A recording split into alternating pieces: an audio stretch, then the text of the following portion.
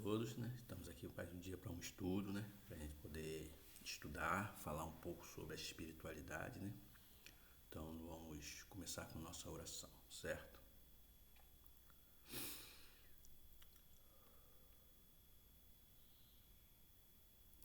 Bom Espírito presente aqui, estamos agradecidos, Senhor, por mais uma vez podemos estar aqui junto com esses nossos irmãos para estudo, para poder passar para os nossos irmãos sobre o Livro dos Espíritos. E muito agradecido por essa oportunidade. E sendo assim, damos por iniciado o nosso estudo de hoje. Bom, meu irmão, nosso estudo de hoje vai ser sobre o princípio vital. É o capítulo 4, né? Então, nós vamos entender um pouco sobre o princípio vital, ok? Então, ele começa assim. Os seres orgânicos são os que têm em si uma fonte de atividade íntimas que lhe dá a vida. Nascem, crescem, reproduzem por si mesmo e morrem. São providos de órgãos especiais para execução de diferentes atos da vida. Órgãos esses apropriados à necessidade que a conservação própria lhe impõe. Nessa classe estão compreendidos os homens, os animais e as plantas. Seres inorgânicos são todos que carecem de vitalidade, de movimentos próprios, os que se formam apenas pela agregação da matéria. Tais são os minerais, a água, o ar, etc. Em primeiro caso, só para a gente dar um início, para a gente falar sobre isso, vamos entender que todos nós somos feitos pelo fluido cosmo, que a matéria, não importa se seja orgânica e inorgânica, né? Nós possuímos fluidos magnéticos, como se fosse eletricidade, certo? Agora, princípio vital é o que dá a vida, né? Então, eles são parecidos, semelhantes, mas porém têm suas propriedades diferentes, ok? Então vamos, a pergunta 60, ela pergunta assim: é a mesma força que une os elementos da matéria nos corpos orgânicos e nos inorgânicos, né? Aí ele responde: sim, a lei da atração é a mesma para todos. Ou seja, a lei da atração quer dizer, eles se atraem, né? As moléculas se atraem e formam alguma matéria, certo? Então, isso é o fluido, isso não é o princípio vital. Então, uma rocha, para se formar um mineral, né? As moléculas se unem. Para se formar água, as moléculas se unem. Para formar o meu corpo, as moléculas se unem, né? Isso através do quê? Da atração, do magnetismo. Então, por exemplo, a água, para se formar, ela atrai duas moléculas de hidrogênio e uma molécula de oxigênio. Elas se juntam e ali formam a água. Assim como outros minerais, como o cloreto, o sódio, né? O magnésio, o ferro. Isso são o quê? Atrações de moléculas devido à quantidade de certos elementos químicos, vai se formando matéria, né? Aí a 61 pergunta assim: a diferença entre a matéria dos corpos orgânicos e a dos inorgânicos? Ele responde: a matéria é sempre a mesma, porém nos corpos orgânicos está animalizada.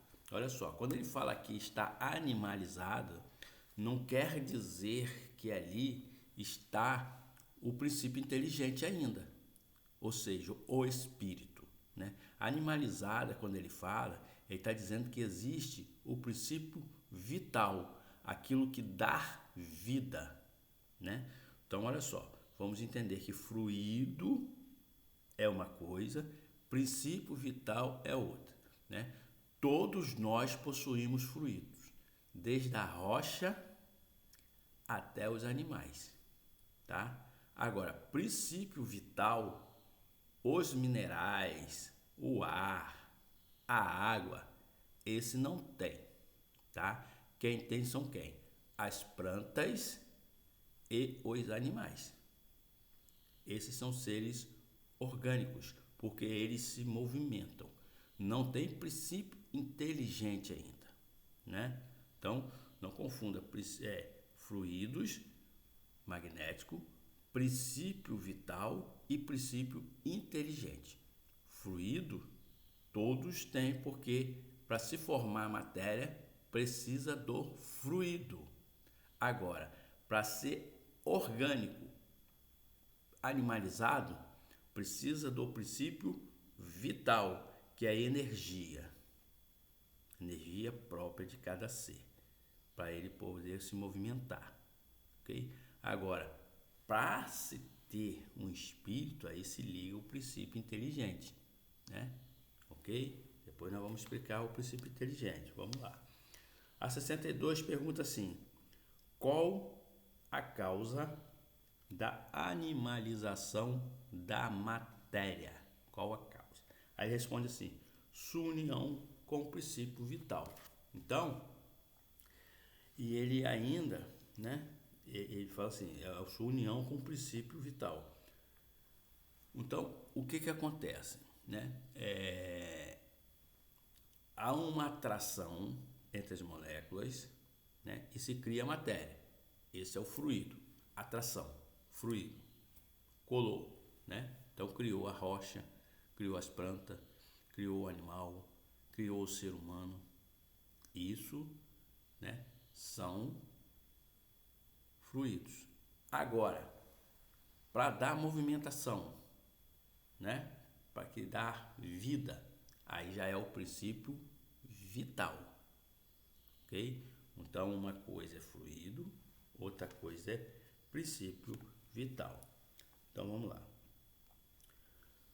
Então, a vida, quem dá é o princípio vital. Rocha tem vida? Não, não tem vida, mas tem fluidos, né? Tem magnetismo. Então, tem muitas pessoas que usam a rocha como tratamento, né? Que são os minerais, os cristais, né? Mas tem vida ali? Não. O que tem vida são as plantas e os animais. Aí a 63 ele fala assim: o princípio vital reside em algum agente particular ou é simplesmente uma propriedade da matéria organizada? Numa palavra, é efeito ou causa? Aí o Espírito explica assim: uma e outra coisa. A vida é um efeito devido à ação de um agente sobre a matéria. Esse agente sem a matéria não é a vida, do mesmo modo que a matéria não pode viver sem esse agente. Ele dá a vida e todos os seres que absorvem ou assimilam. Então, olha só. Ele pergunta se o princípio vital reside em todo ser, né?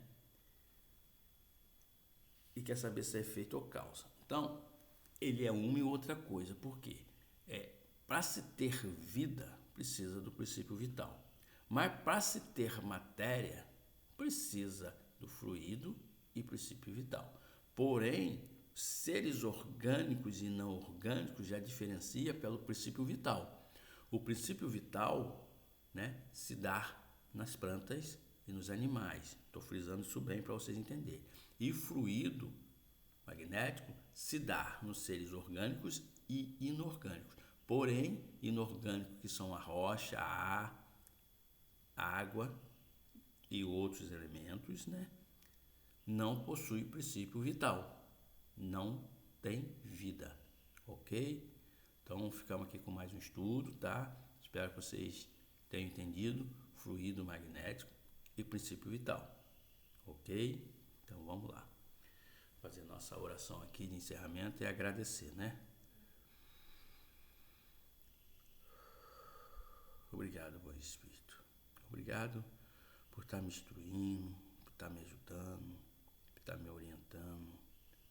Obrigado por esse estudo sobre os fluidos e sobre os princípios vitais, para que nós possamos compreender a necessidade de cuidar do planeta Terra, de cuidar das nossas plantas, de cuidar dos nossos animais, de cuidarmos do nosso próprio corpo físico, porque isso é uma bênção de Deus, uma bênção que Ele nos deu, de podermos estar aqui nesse planeta, evoluindo, crescendo, podendo nos libertar de muitos vícios e de muitos erros. Obrigado, Senhor, por essa oportunidade. E sendo assim, damos como término o estudo de hoje. Que assim seja e assim é.